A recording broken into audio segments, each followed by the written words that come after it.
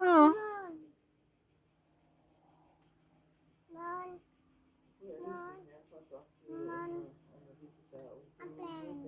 Ano yun, mga birds? Nakasunod sa kanya? Okay, hindi. Kapitay-bitay. Oo. Ay, parang mga birds. Oh.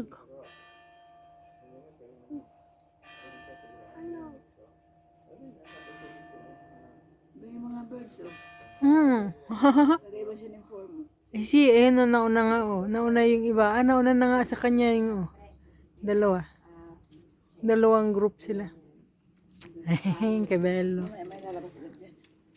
Asan ako? Ayun pala.